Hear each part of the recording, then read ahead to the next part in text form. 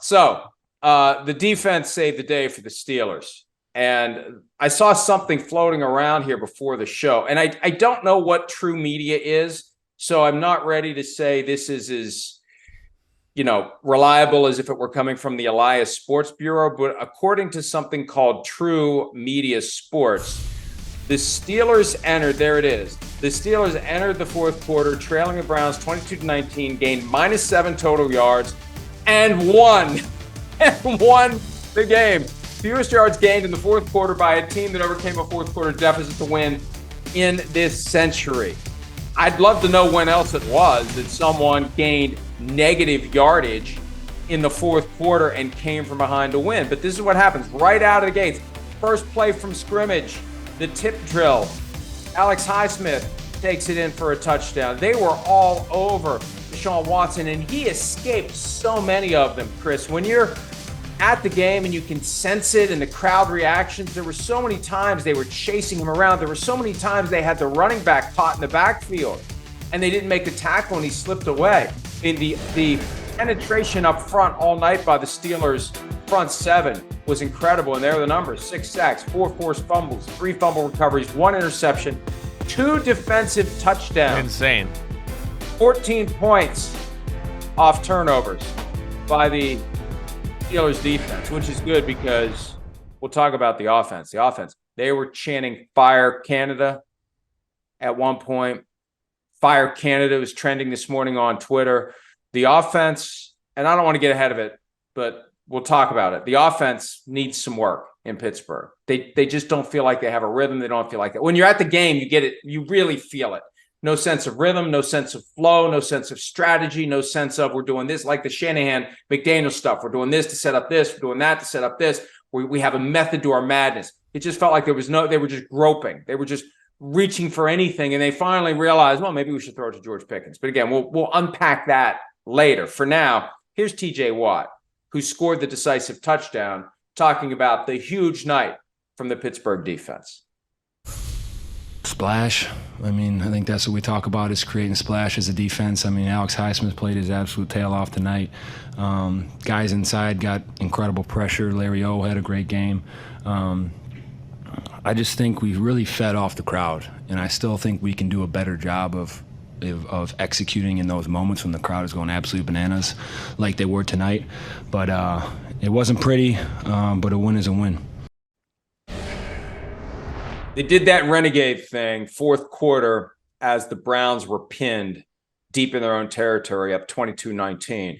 First couple plays stifled. I mean, everybody was nuts after that. To be in the middle of that, it's one thing to see clips of it on TV or internet. To be in the middle of it, you really get an idea of how it lifts the players. And I was watching the players during it. You could see that it was really getting them to go to a higher level. And then third down, Deshaun Watson makes a great throw to Elijah Moore, who they didn't bother to cover. They had a linebacker on him as they tried to get Watson in the end zone for a safety.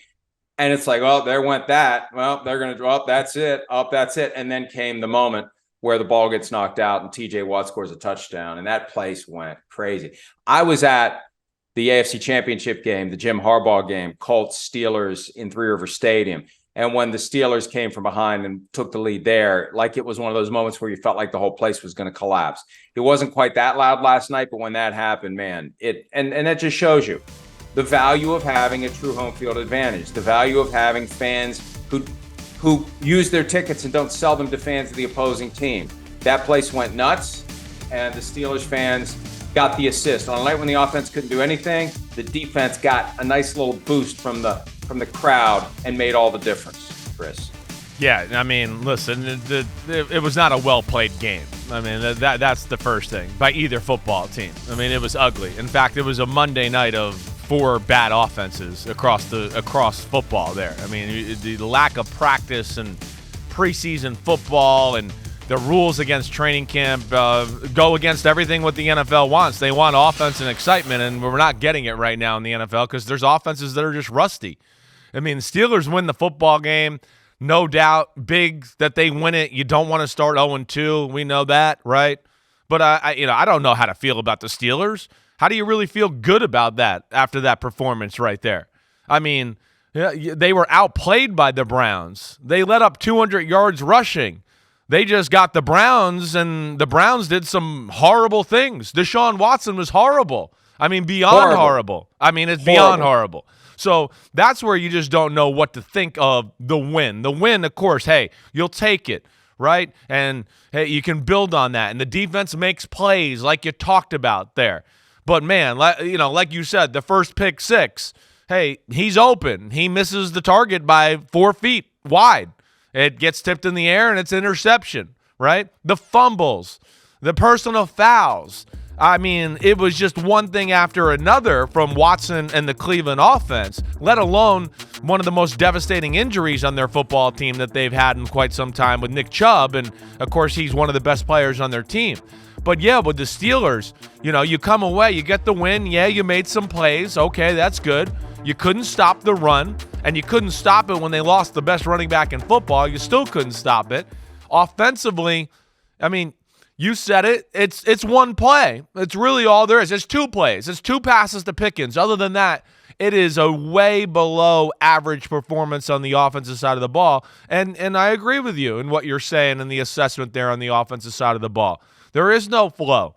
There is no feeling of they're setting this up or what are they trying to accomplish. And then, of course, they can't run the ball very well either. So, very weird game. It really was. Pittsburgh gets the win. You like that, but it's one that kind of leaves a bad taste in your mouth, and you're like, I'm not sure what to think of them here going into week 3 or 4, and how good are they, after getting that win last night.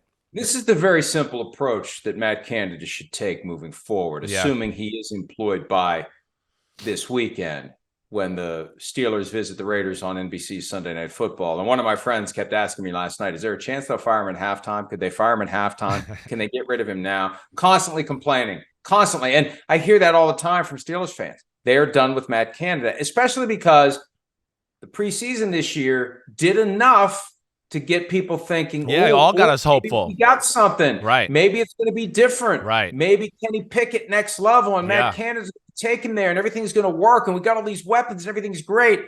That's made the first couple of weeks even more disappointing for the hardcore Steelers fans. Najee Harris, and I'm a big Najee Harris guy. I love Najee Harris. Yeah. Very engaging, very charismatic. Yeah. I thought he's going to have a big year. Look, he's missing something. I don't know if he's injured and he's not telling anybody. He's missing speed. He has no burst. None. He has no acceleration. Right. They try to run him outside. He can't get to the edge. No. He cannot run anybody to the edge. They try to run him up the middle. He can't bust through the hole. And then he had one hole and he was dancing like Le'Veon Bell. And I don't want to be critical of him because I love the guy, but Jaylen Warren is clearly the better option. When you are there, yeah, you can see it. Oh, you see it on TV, Mike. Yeah. Najee Harris does not have what he needs to take the openings the offensive line is giving him and turn it into something. And you don't run him wide. Run Jaylen Warren wide. Why are you trying to will Najee Harris into doing something he just can't do? He doesn't have the speed, whether it's an accumulation of bumps and bruises, playing at Alabama where they just beat the hell out of you at the running back position. I don't know. But this is his contract year. Not contract year. This is the year to set up the contract. Year 3 is the big one for a running back. If you're going to take a stand, Jonathan Taylor style or whoever, Ezekiel Elliott style, you need to enter that offseason with a big year. And 10 carries for 43 yards. He had a couple of runs that were like, whoa, wow, that's impressive. But man, if it was other running backs, it would have been a hell of a lot more than what he got. Yeah, he well, that's and maybe been gone. Yeah, that was always the concern about him, Mike, coming out. If you remember his last year in college, he didn't have a run over 20 yards. Over 20 yards in college football at Alabama, best offense, best receivers, best offensive line, not over 20 yards. That was the big concern about him coming out. And, yeah, you see that. Hey, he's a great guy if you got an overpowering offensive line and you want to smash him in there and it's 4 and 5 and boom, and he's going to move the pile and he's going to, it's 5-yard gain and take on the linebacker and get 7 yards because he's so big. But like you're saying, when it becomes a space game, there's always meat left on the bone. And that's where you do see the difference between him and Warren. And and that's where I think you get into the bigger topic and conversation altogether of just, okay, the offense isn't very good. All right, Deontay Johnson, of course, we know he wasn't out there last night. And the only guy on the offense that seems capable of kind of doing more than, the basic play on the chalkboard is the guy you brought up in Pickens. He seems to be the only weapon. And then, okay, so he's the guy. They got to find more ways to get him the ball. I mean, it can't just be, hey, we're going to throw him an in cut or a go route every now and then. That's what I don't understand too. Wide receiver screens, reverses, whatever. But he's the only guy that's capable of making an explosive play for your offense right now. And that's where you would have liked to have seen, them feature him a little bit on a night like last night. So the 71-yard. Yeah. I'm sorry. Sorry, you're good. You're good. The 71-yard catch and run for a touchdown almost came at the point where they'd been lulled to sleep into thinking they're just not going to throw it to him. Because I don't know how many times they come out of the huddle and you go up the line of scrimmage. It's like, boy, this would be a great play to throw it to George Pickens. Oh, there's a single high safety. Sure. And George Pickens all the way over here on the other side of the field, split left, pretty much on the sideline in single coverage. We know what this guy can do. And he wasn't even in the progression. If you're watching the quarterback, like he's looking here, he's looking to the right. Okay, hey, 14's over there, Kenny. 14's over there. That's the guy you should be looking for. And then all of a sudden, it's like the light bulb finally went off. Hey, you know what? That guy's pretty good. Maybe we should throw to him. So he needs to be, I don't want to say the centerpiece of the offense, but I don't know what's gone on with Chase Claypool since 2020. People forget that I hate saying that. People forget. People do forget how good he was in 2020. How he had like 11 total touchdowns and he was showing traits that were elite potentially. And he had the capacity to be special. And I don't know if he's so concerned about getting his contract or he really has become kind of divish. I don't know, but he's a different guy now than he was. But that's a guy that you make sure you get the ball to him. I remember the constant conversation with Randy Moss early in his career. And I'm not saying either of these guys could be a Randy Moss, but when you have a talent like that, it's imperative to get him the football, not to keep him happy, but to keep your offense working. You've got a great piece that you won't use. That's what's so frustrating about it. And I love great offensive football. I love seeing that ball go up in the air and seeing the guy go make the catch. I love that aspect of the game. I love to see great talents in the receiving core get an opportunity to entertain us with what they can do. Sure. And I credit him for not getting frustrated. I watch him come off the field. Right. What's he doing with the helmet? It's great. That's one of the great things about being at the game. What's he doing with the helmet? Who's he talking to? His head was in the game the whole time. And then they started calling his number. And that's what they need to do from the get-go. Because then all that other stuff is going to work. If you're making the opposing defense crap their pants all week about how they're going to stop 14, these other guys are going to have an easier time of it. Yeah, agreed. You got to do something. You got to do something where you feature somebody and make the defense bend to something or game plan for something, right? We always talk about that. It's got to be something in your offense where you can go, wait, we do this great, and because we're great at it, the defense has to bend and do game planning to stop that. And there's nothing in that offense right now. And I agree with you that, yeah, he should be featured. It's not who should it be, blah, blah, blah. He's the only guy. That's it. And that's where it's got to expand. But, I know they're missing some players, but that was, 9 first downs on a night like last night. I mean, really 2 or 3 plays to talk about. No rhythm within the pass offense. O-line didn't look that great, pass protecting or run blocking. Kenny Pickett not looking that great himself either. He looks uncomfortable. I mean, there's a lot of things to be concerned about. And then, of course, you throw on the defense in there and you go, well, yeah, they got some plays, but do you really feel good about it? They still let up 400 yards of offense to an offense that I don't think is really one-sided and just running the football right now. And had some of the worst turnovers you can imagine for an offense, really. So that's where Hey, we'll see, but it's an evaluation. I think we're continuing an evaluation to see where Pittsburgh is. I'm certainly not going, oh, they won that game. They make me feel better. I think they can go on a little win streak here. There's a lot of work to be done on both sides of the ball with the Steelers. That was a classic Mike Tomlin Pittsburgh win. Ugly, defense making a difference. You can't rely on 2 defensive touchdowns a game. No, exactly. That's not realistic. You're lucky enough to get 1. Right. You're lucky enough to get 1 a Right. month.